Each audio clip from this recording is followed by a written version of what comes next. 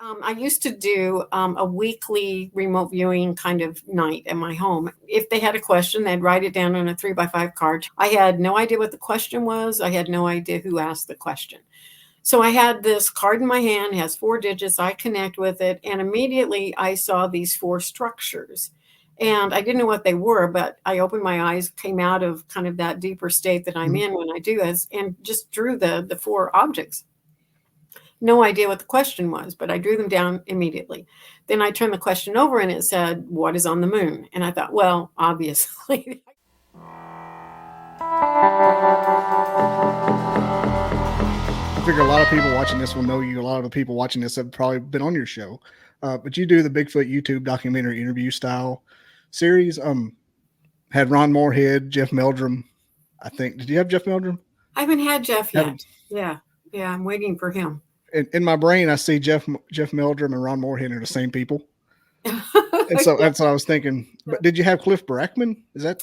No, I don't think I had Cliff either. Had a lot of people, but not Cliff. He would be a fun one to do. But you had Roger Williams, one of my favorite guys in the business, and me, of course. Yes. Probably. But what made you start doing the whole Bigfoot thing with that? That's kind of a long story, I guess. But I was doing a show called Intuitive Journeys, which was kind of a remote viewing type of show. And I was exchanging with one of the people in that show. We were just kind of exchanging intuitive sessions with one another. And I was asking her about my future. I have investment properties, and I was kind of wanting to get out of those because I'm getting older. It's a little harder to manage them at this point in time. So she said she was looking at that. She said, yeah, she could see, that I was definitely going to have some changes in my future and would probably be moving out of those rental properties.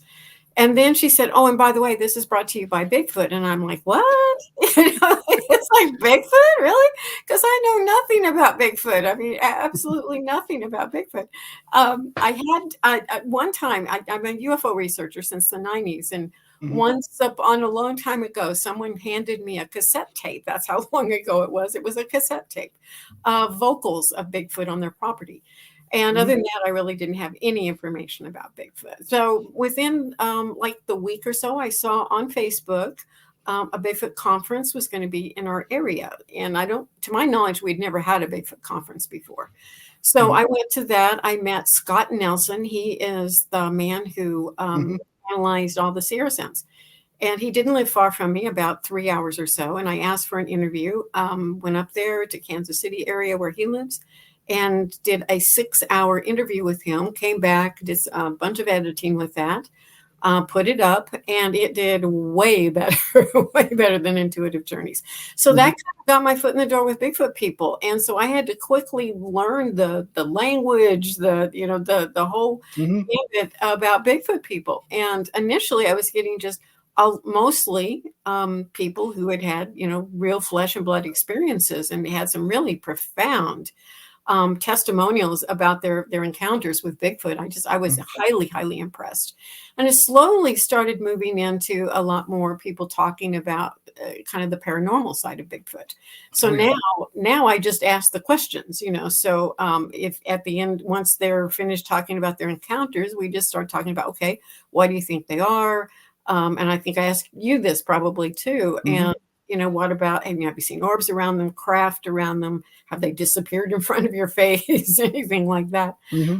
And, what I find is a lot of people have had, some of the paranormal aspects of Bigfoot. So that's kind of how I got started with the whole Bigfoot thing. And it's been a really interesting journey. And then, of course, from there, we did the documentary Byways of Bigfoot along the Niagara River. And that was just really fun. It was just so nice to get out and film again and, get boots on the ground researching, but also filming. That was fun. That's weird how you said you got into Bigfoot. Similar how I did it. I read a ghost story when I was like in 5th grade. And then yada, yada, yada. I started a podcast with random people. And then the Bigfoot people just reached out to me overwhelmingly. Yeah. It's like Bigfoot wants you to talk about him. Well, and I've just met so many really good people, they just have honest, real genuine experiences. They're just precious people. Yeah, very fun to talk to. I really enjoyed them.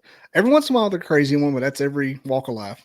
But for the most part, I've gone to 4 or 5 little conferences and meetings now. Always fun people. Talk to them, on chatting and everything. Roger Williams, of course, one of my favorite people to hang out with. Mm-hmm. But let's get to your Threshold to Encounters book while we're gathered here today. And Yeah. I see it behind you there. Yeah, it's all over the place back here. It's covering up a lot of stuff Oh, that's a behind. big one right behind you too. That's like a 4 foot That's a book. I poster. just Yeah, realized. I thought it was wallpaper or a door. oh, it's a poster. I'm going to be speaking at some conferences, so that's Yeah. going to go with me, travel with me to that. Yeah, that one that came about rather quickly. It's really 40 years of UFO research, lots and lots of reports I've taken, paranormal research, and then more recently, just the Bigfoot information that's come along. So it's got a lot pushed into one little book, because it talks about a lot of ideas and theories about what we might really be dealing with. May not be exactly as we think, but it may be too. We don't know. Yeah. And the farther you've done more research than I have, I'm sure of it. But the farther you dig down into it, the more it all goes to just one phenomenon and not different ones. I just call it high strangeness. Yeah, it's high strangeness, and I think there's a reality out there we haven't quite moved into understanding yet. But these things, kind of seem to come and go from our reality, and some people see them more often than others. Some people, it's easier, I think, for them to actually be sensitive to this and have more experiences. I don't have a lot of experience. I've had a little bit, but not very much. I'm more on the parameter of that, and I'm mostly hearing other people's stories. Yeah, I call myself the combat field reporter of the paranormal. Yeah. Like I'm not in the battle. I'm the guy with the blue hat on, Yeah. like catching shrapnel every once in a while. I'll hear something or other. But Mhm. how did your journey as the intuitive instructor and influence your research and writing? Oh, it's in there quite a bit, because a lot of my journey of becoming intuitive was coupled with the UFO research, and a lot of the research I did. I mean, I used a lot of my intuitive skills, and not intuitive teaching so much, but intuitive skills in understanding it better and giving me insight as to where to go, what to do. And there's still some on Bigfoot that I haven't fully explored yet. When I was trying to write this book, I was really looking a lot intuitively at Bigfoot, and I remember remote viewing at one point a real destination of where to go, and it involved, I mean, if I can find it, it involved a gravel road, a goat farm at the end of this gravel road, and from there, it was kind of this valley between two rather large, hills, and in that vicinity was supposedly a large clan of Bigfoot. Now, I have not gone out to explore that as of yet. Have a little bit of an idea of where that farm may be, but I'm not 100% certain. Yeah, it's kind of a bit of a vague details, but when it Yeah. comes to remote view and you have to do you have to kind of point and click a little bit, Yeah, you have to, and sometimes you get out maps and, Mhm. and start working it from that point of view too. I mean, if I was going to be a clan of Bigfoot, it would be by a goat farm at the end of the road. I didn't know that they were eating the goats, but I just saw Yeah. goats, and that really said it. And also hmm a dead end road. Only so many of those, but you get up in that neck of the woods, and there might be several of hmm those, because it's really backwoods back in that area. I was thinking there's a fella. You're in the Missouri area. Is that right? Yes. He's up on the Iowa line in Missouri. David Parker. I don't know if you've met him or not.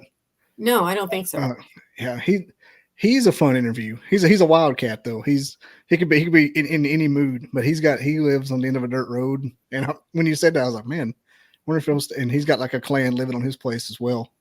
Wow. But he does he's definitely seen them come in and out in cloak and whatnot. Wow.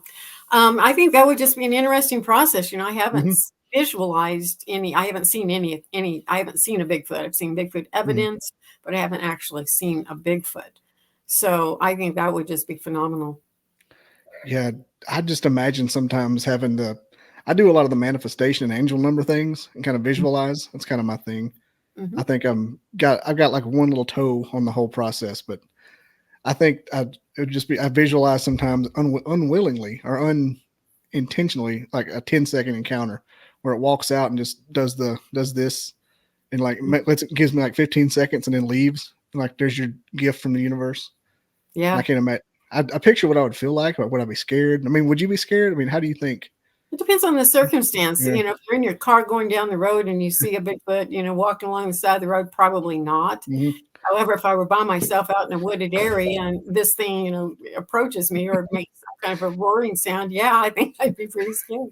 Yeah, I tell a story a lot about camping in a kind of a hotbed down in the south of Georgia, and I had toboggan on my head. You know, I got the beard, and I woke up at 3 o'clock in the morning. You know what significance of that was? I'm looking at my watch and I hear something walking in the leaves. I've told this story before, but it begs repeating. I hear shh, shh, shh, and I'm like, okay, I'm about to have this experience. They don't kill people unless David Pilates was right, which, and We I open mean, up.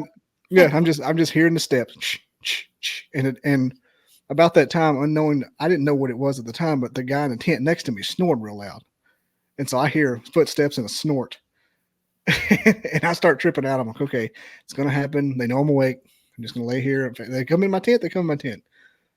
And then I realized it was my breathing making my toboggan move with my whiskers. After so I kind of have an idea of how I would behave in that situation.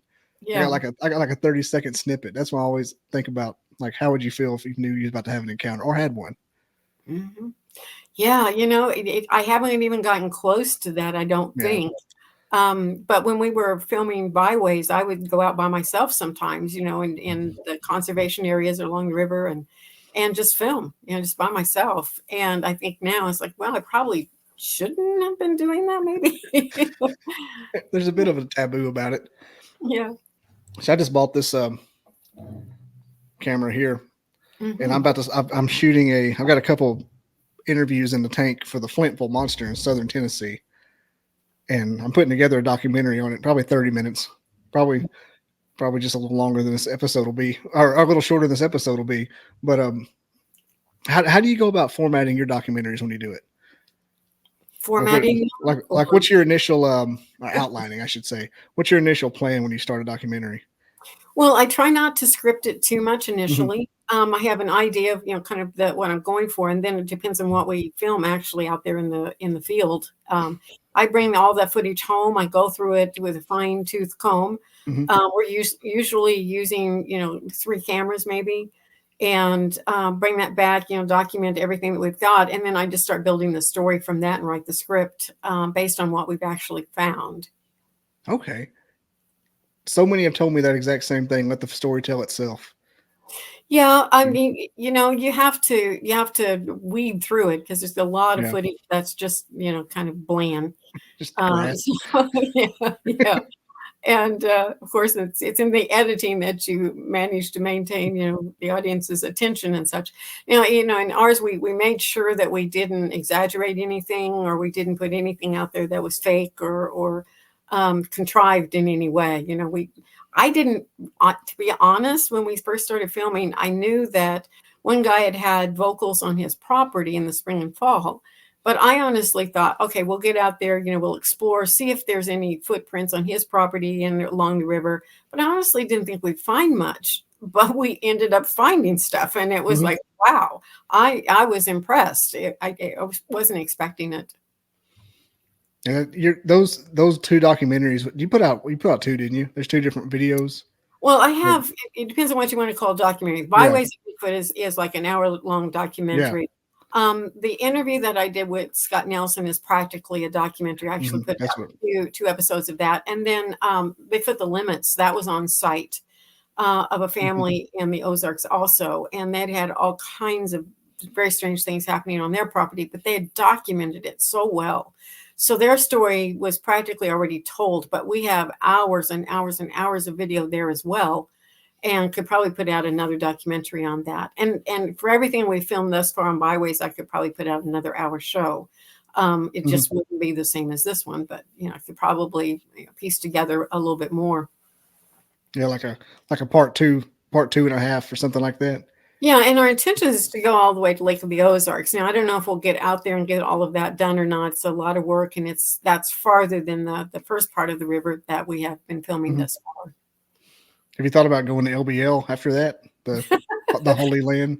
Yeah, I'd like to travel more with all of this, but I have a little dog that's old, and he's on a lot of meds, and it's just a lot of work. So I don't see myself doing a whole lot of traveling right away. Yeah. Yeah, they drug me out to the LBL for a weekend. I was like, okay, well, I've done that. I've done my pilgrimage for doing anything cryptid related. You have to go to the LBL. Well, that's true, but boy, You like touch it. I have heard some wicked Mhm. stories from the LBL. I don't know, that's a scary place to me. Yeah, Greg Ogles, I documentarian. He was a Mhm. sort of friend of mine. He was just started his documentary on the LBL. Yeah, It's going to yeah, be I pretty just cool. interviewed him a short time ago. Yeah. You did, didn't you? That's right. Because I saw him. Yeah, my kids love Greg. On the ride home today, my daughter said, "I miss Greg Ogles," because she met him at a conference, and we watch his um Downy Booger one every once in a while. I'm Mhm. like, you act like we hang out with him all the time. But we've watched your Bigfoot documentary too. We watch our favorite thing to do when we're nestling down to go to bed at night is turn on a paranormal documentary. Yeah, there And she you was, we go. watch Mothman, Bigfoot. Yeah. Uh, what about your show? You did the Anomalies. What experience did you? What's the most memorable moments from it? And have you taken away and added to this book in your documentaries? Anomalies was a radio show, and then I Hmm. did a TV show, and it was more of just an interview show more. It was Yeah. on a variety of things, though. We did UFOs, we did shamans, we did some on hauntings. But Hmm. it was mostly just an interview show. And then I did the year-long radio show, and that show, we interviewed a lot of people on crop circles, and Linda Moulton Hmm. Howe was on there, Stanton Friedman was on there, on UFOs, a lot of UFO people. My sidekick on that show was Ted Phillips, and he was a Mm. hardcore UFO researcher. But he also was the researcher for Marley Woods. And I don't know if you've heard of Marley Woods, but it's a place in Missouri that is very, very similar to Skinwalker Ranch. They Mm, have just really? all kinds of phenomena going on there. Yeah. And he was researching that when he was on my show. He wasn't talking about it as much then as later on. They released a lot of information about some of the phenomena going on there. But yeah, that radio show was really it was a lot of fun. I like visual a little bit better than Yeah. just the radio, but we just interviewed so many people from all over, and that was kind of liberating. Yeah, Yeah. I majored in telecommunications and film in college. One of the goals was to get a radio show, but now I'm kind of glad I didn't because of the visual thing. yeah, Yeah. I kind of like doing. I'd rather. I don't mind like a podcast with just two little avatars beeping back and forth, but I'd rather like talking back and forth is fun. I'd rather do it in person, to be honest. yeah. But were you a member of MUFON or a MUFON investigator? I was not a MUFON investigator, but I did attend MUFON for a lot of years. They're public meetings, and then there's a group now that's publicly meeting again that I'm attending as well. But no, I was never an official MUFON investigator. I had my own group, which was called Midwest Research Society. Hmm. And I would take groups out, well, we went all across the country and went to even to Puerto Rico. And, we just did a lot of research. We took a lot of reports. We went to sites that things had Hmm. happened, just investigating the best we could, talking to the people there that had these experiences. Most of that was on the UFO stuff, and I also Yeah. traveled with the intuitive work that I did as well. Went all over too. Did you ever have any experiences your own with the MUFON or with the UFO research group, the You know, Midwest one? the only personal experience I've had that I could even remotely call a UFO was an orange light. And I was kind of I was on a country road. I was actually Mhm. married at that time, and it was a very remote area. There were no houses in sight. There was a gravel road in front of this house. I was sitting there looking across the road at a pasture, waiting for my husband to come he was talking to his brother, and waiting for him to come to the car to leave. So I was just sitting there, nothing to do. And across the street from me, or across the road, it was a dirt road. was a pasture, and then beyond that was a tree line that was kind of elevated. And above that tree line, there was an orange light. And at first I thought, is that an airplane? Is it just going to fly on over or what? But it didn't. It just stayed stationary above those trees. And all of a sudden, then it slowly went down behind the trees. And that was it for that night. I thought, well, it's nothing probably. I just didn't know what it was. But then the next day, I went to my in-laws' house for a Sunday lunch, and they knew the people who owned that farm as well as the farms on each side of that pasture. And that night, there had been 3 cows mutilated, one in each Really? one on each of those farms. So I may have been watching, actually observing cattle mutilation as it was going on. I don't know, but I did later find out those orange lights were associated with cattle mutilations. So I thought that was kind of weird. Now, other people I know, and it's all through the book, various research projects, but people really close to home to me have seen quite a few UFOs, craft, lights, all kinds of things. So you were like you remember the Calvin Parker case down in Pascagoula, Mississippi, and that lady 30 years later said, "Oh yeah, I saw 3 green lights pop up." Like, Yeah, yeah, but the guy on the bridge never saw a thing. Like, what the heck? yeah. Well, it was just me. I didn't really have any other witnesses on that orange light, but man, did you see pictures of the cows or anything like in the newspaper? I didn't see them. I don't know if they were typical of the animal mutilations, but they used the term mutilation. And I did know one of the individuals that lived on one of those farms. And the weird thing was, I had seen him at UFO conferences. So I'm wondering if he knew that there was, some UFO traffic in that area, because he was at the UFO conference. It wasn't typical of that family to be out to anything like that. They were just farm people, and they didn't seem to have an interest in that sort of thing. They were pretty Christian, and just didn't, they just weren't into UFO stuff too much. So I was surprised to see him there. But I always wondered if what brought him out there was because there was, the animal mutilation on his farm. And like the consensus now is that may be more of a MILAB kind of thing. The military testing those crafts, which is creepy in and of itself. There's in my book, I talk about, the variety of things that may actually be going on. One is, just, projection. We don't know that, but what, things may just be projected into our minds that we see things. Or there could even be holograms, and it's all kinds of things can happen these days. Technology is so advanced. That doesn't explain UFOs from the past, but in today's time, I don't know what might occur. And you said you talked to Greg Ogles. Did he tell you about how his producer couldn't see things at first, and as he walked with them, he became to be more observant of them? Like you were saying, how do some people see things? Some people don't. It could just be like the simulation theory. That's true. And that is true. And it's also true, when I teach people to remote view, or I teach people how to do intuitive work, same thing. You have to become sensitive to it before you recognize it. The remote viewing. I talked to Paul Smith from the Stargate Project, I think it was. Right. His nephew by marriage is one of my friends down here in Huntsville. Yeah. And so I kind of wedged my way in, because he was on that one Joe Rogan documentary. He's like, "Hey man," and he was telling me, and if you remote view, you know about this guy with the Russian submarine prototype that he saw. And like, there's no way that happened. And sure enough, like, I don't know how that guy just doesn't talk about that 24/7. Like, you remember that time I visualized a submarine you said didn't exist? Right. Exactly. Well, they did some phenomenal things. I've met all of those guys. And it's to get good at it, though. I mean, I had to just really practice a lot, at doing that sort of thing to get good at it. But they had the best of the best, I'll tell you.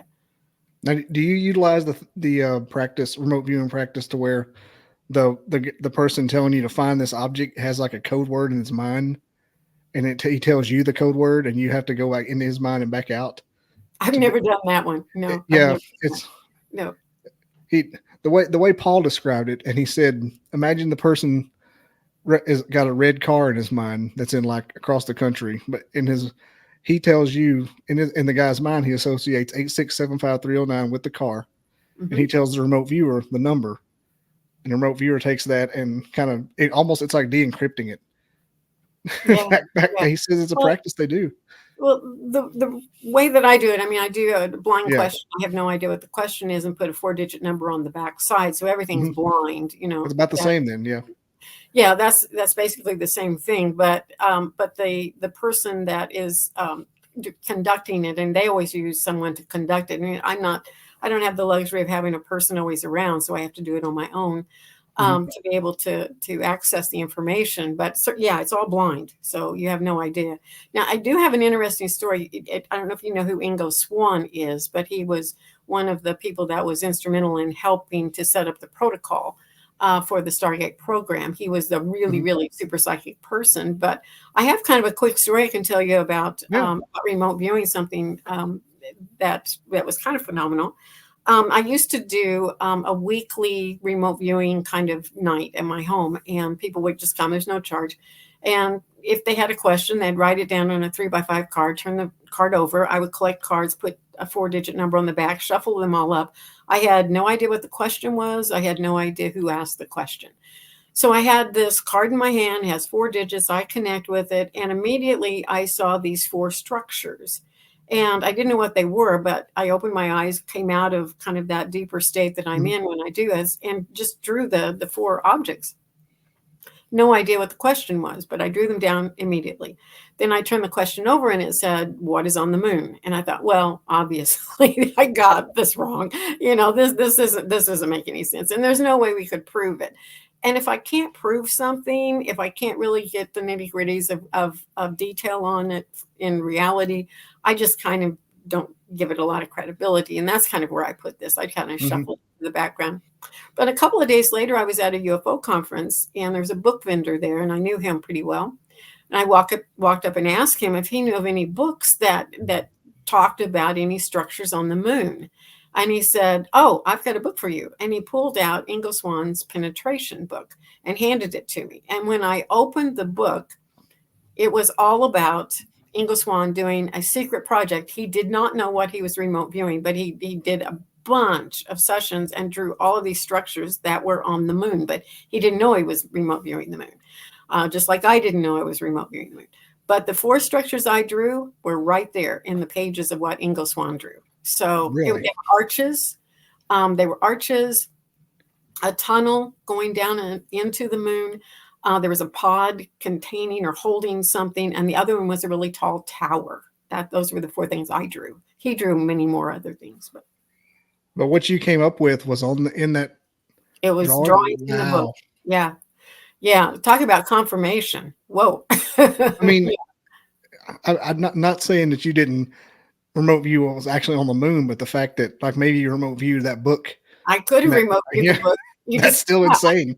no. I've thought about that myself. I mean, I still doesn't say it's on the moon, but he That's was still pretty significant. good. He was really pretty good, but so am I. So I don't know if Yeah. I haven't I don't do it as often as I used to, but it was just everything I did revolved around doing either some form of remote viewing or intuitive work. So um but I don't do it as often as I used to. I'm getting ready to start a new project though, but I can't tell you a lot about it. But it's remote viewing. That confirmation is crazy. Like a half manifestation Yeah. is freaky. I was doing a visualization of something I want to happen, and about 70% of it occurred in a new Netflix movie I watched like 2 months ago. Hmm. Like verbatim. I was like, I'm looking around, I'm thinking, did I do that?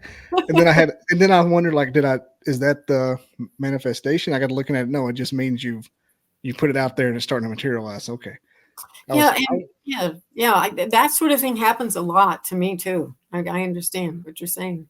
I was like, did I ruin it? Is that my card? Like, no, that's just the birds before land. So I had to research it hard because I was freaking out. Like, did I ruin it? Is that it? Because I don't want that to be it. That's not good enough. Yeah.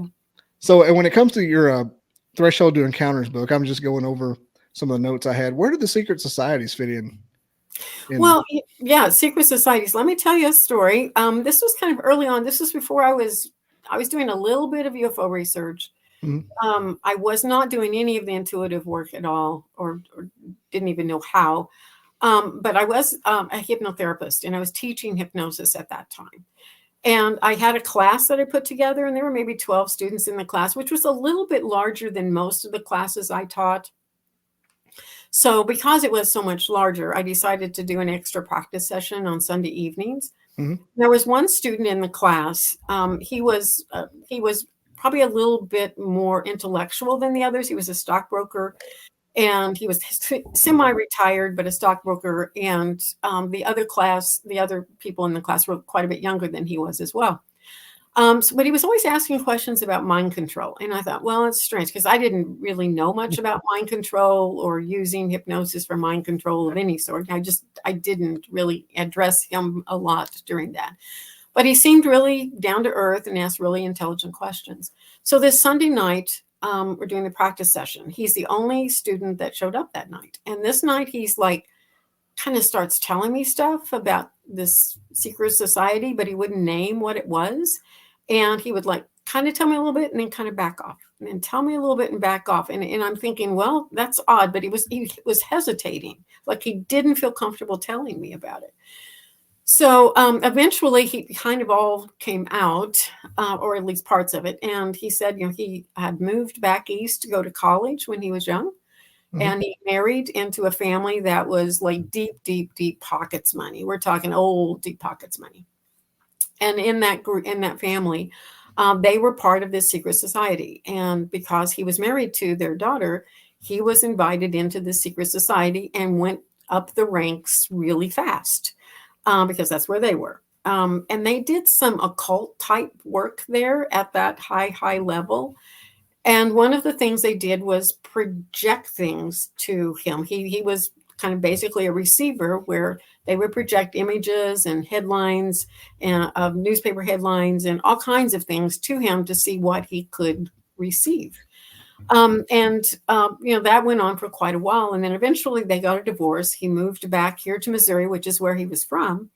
And he felt like they were continuing to project things to him. Now, these were the things that they were projecting. Mhm. He was seeing aliens on the wall of his house. He was seeing UFOs when he went outside. He was seeing, headlines of papers at times. He would just look down at the table and there would be a newspaper and he could see it and there was a headline there. There were just all kinds of things that he felt like they were still projecting to him. And he said, he couldn't tell the difference between, if those were real or if that was a mental projection to him, which I thought was really, really interesting. Mhm. So that made me, and also it goes further. That night ended. He went home. Class was in 2 days. I didn't feel well. I asked my husband if he'd call the students and ask them not to come that night. And when he called, his phone was disconnected. The man never came back to the house. I never saw him again. It was like he disappeared off the planet, Oh, which was, wow. I know, it was very strange. So I don't know if he was there telling me this is possible or if he was there really wanting help with this mind control thing and not want this projection anymore. I'm not sure what he was doing there, but that was a really wild, weird story. So from that, I have to, look at, okay, well, we're seeing these things, but are we really? Are they Yeah. projections in our mind? Or are they real things? I don't know. It's possible that I can't remember the guy's name. I think his last name was Rodriguez. Uh, Talking about how everything was a mind projection. He was, but as far as the student you had, did you ever hear about him in the news or anything? Like found No, his body or, nope, nothing. Absolutely nothing. He was just gone. wow. Yeah. He tried to dig too deep, took him out. I don't know if they took him out or he just decided he needed to run. I'm not Yeah. sure. Well, that's the best case scenario. He was so hesitant. And when he was telling me this, I mean, you could tell he was really, really leery about getting this information out there at all, telling anyone at all. Now, I know my phone was bugged probably not far from that same time. I was doing hypnosis and was involved with the UFO group.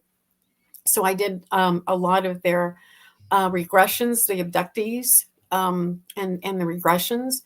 And after I got involved to that degree with the UFO group, I noticed one day my mom, she would call occasionally in the mornings, I mean, fairly often.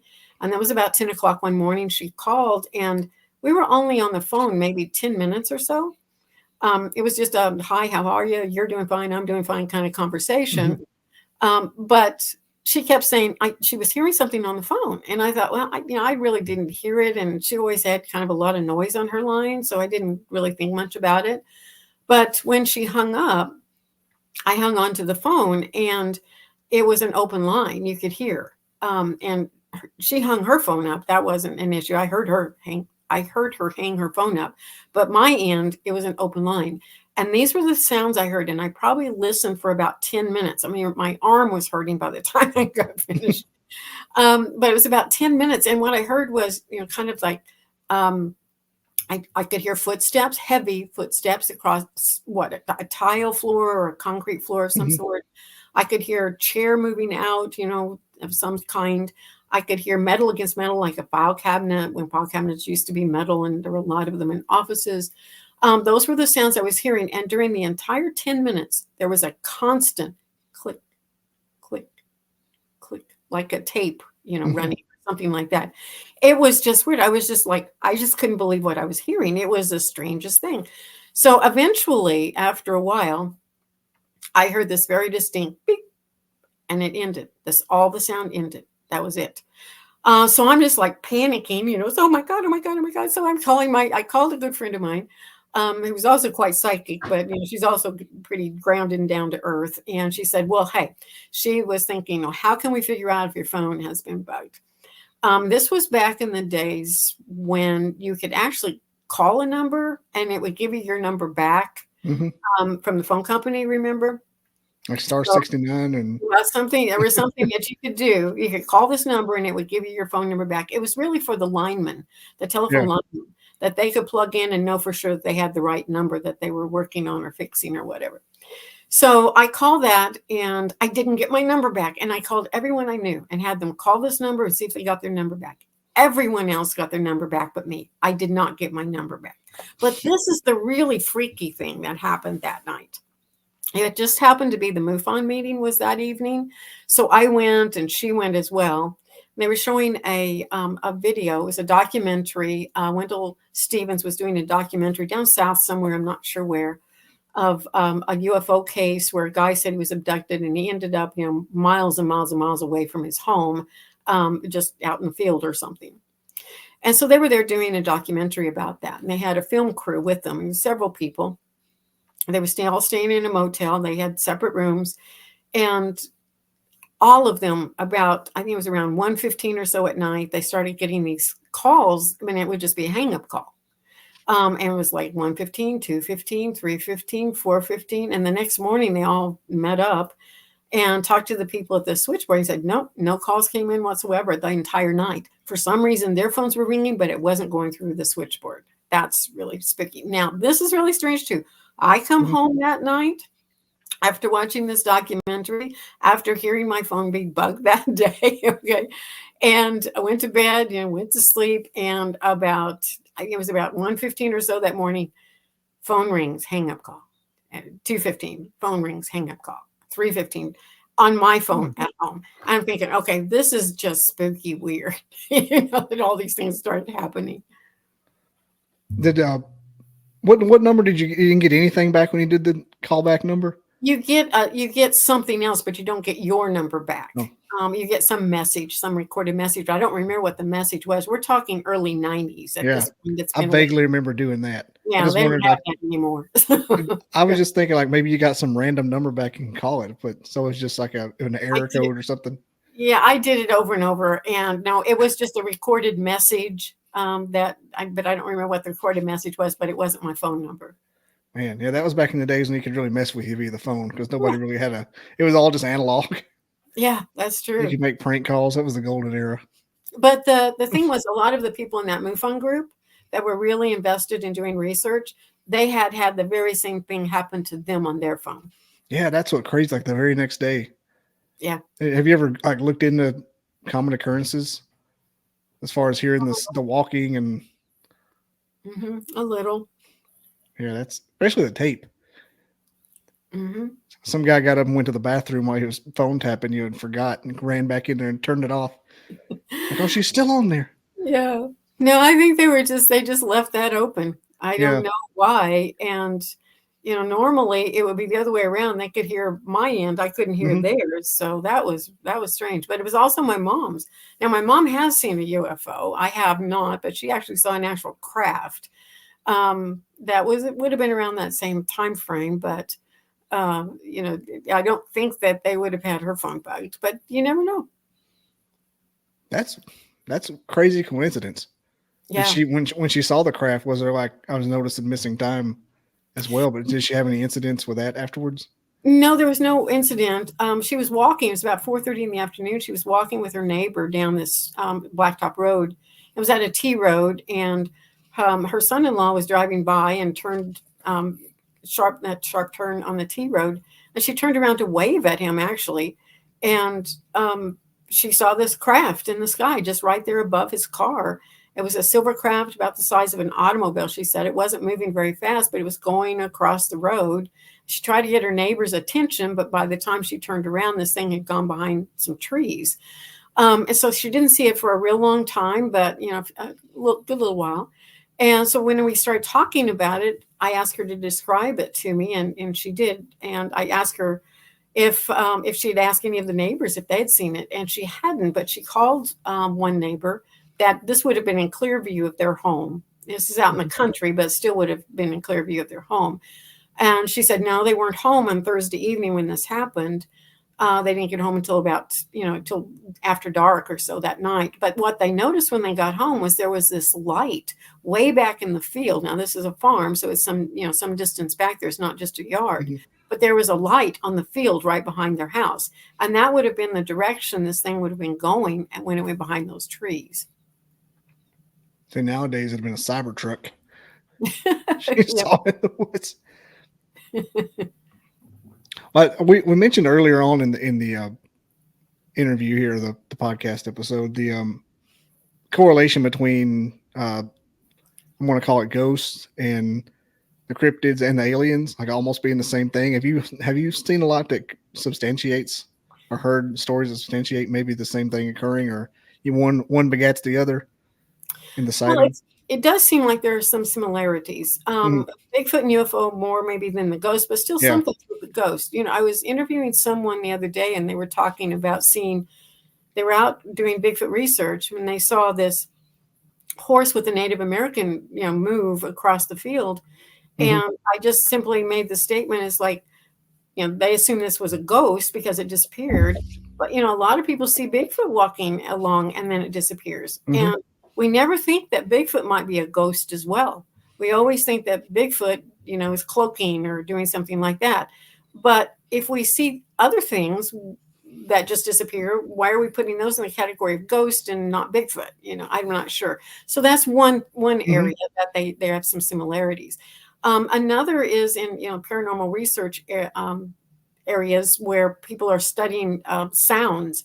There's the knocking on wood Hmm. that people who are opening up for spirits to come in and talk with them and stuff. Generally speaking, the beginning portion of that is going to be knocking. They'll hear knocking in the house.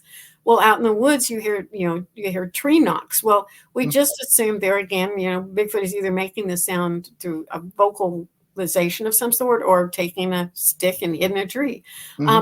But it's a knocking sound. So there's also that kind of similarity. Missing time is associated with UFOs, of course, but now I'm getting missing time with Bigfoot people. Hmm. That they just go into this period of time. They have no idea what's happened. They've seen a Bigfoot or whatever, and they have missing time. So that's also correlated. Draining of batteries around Bigfoot as well as UFOs, Hmm. and electrical anomalies that happen around paranormal sites as well as Bigfoot as well as UFOs. So all of those things seem to have some correlation together. And the latest that I've had are Men in Black showing up telling you not to talk about this. I did not realize that was in the Bigfoot community as well as the UFO. I knew it was in the UFO Hmm. community. I didn't know it was in the Bigfoot community as well. I'm worried about getting visited, trying to dig too deep.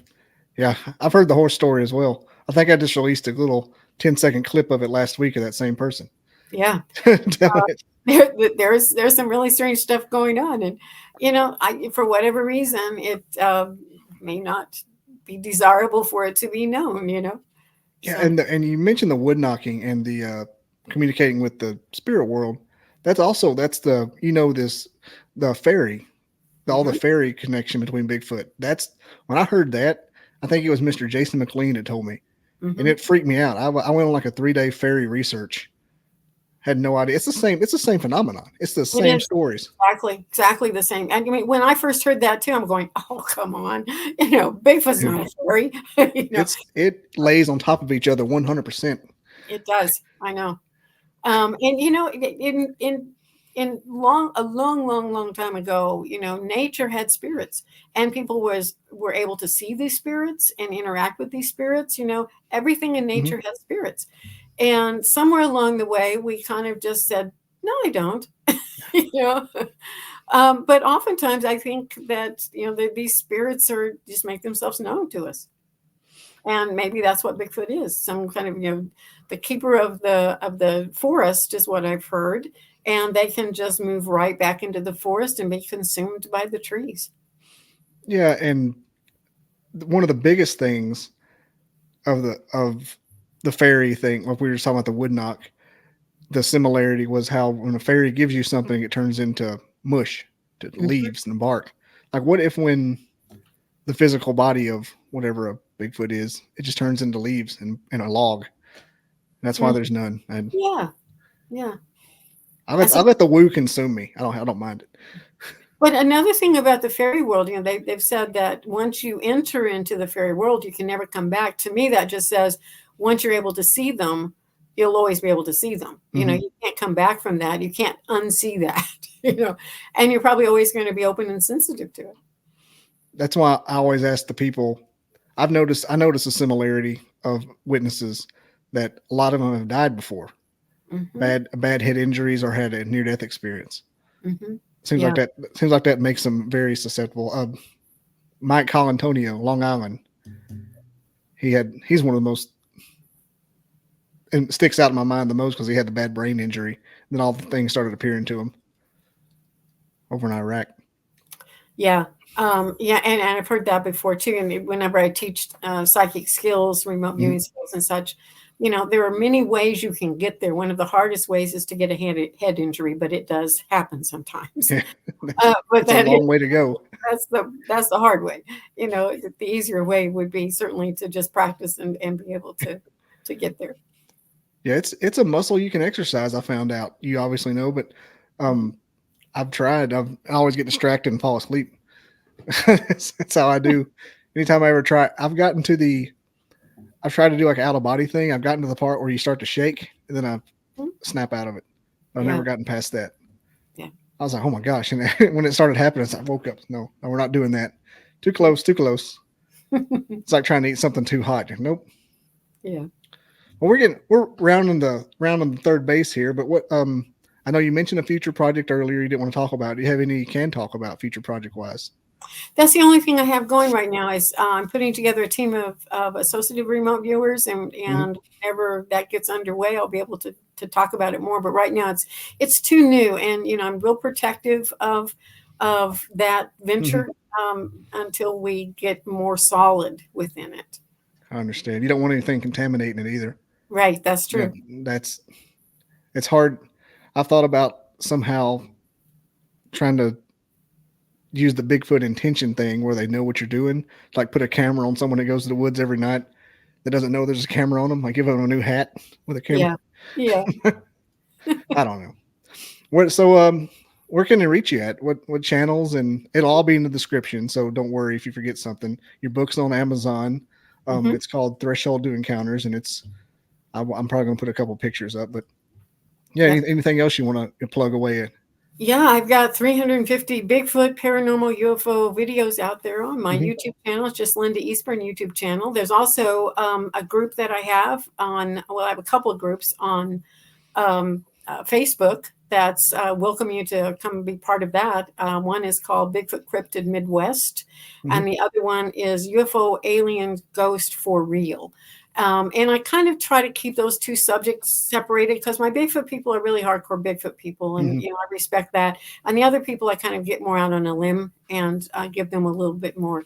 of that information with the ghosts and the paranormal activity and the UFO activity.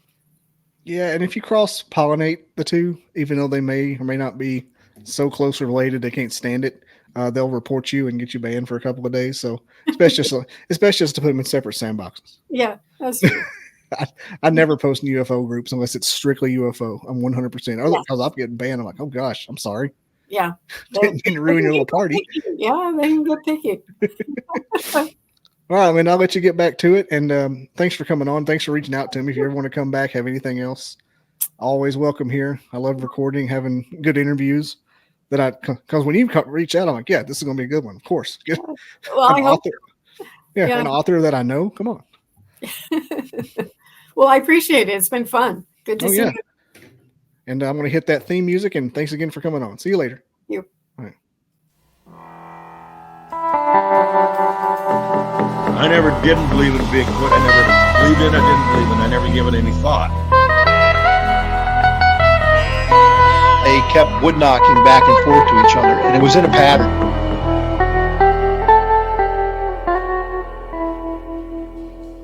Barn owls don't typically throw rocks. I come across these tracks. Sasquatch is still not on my mind.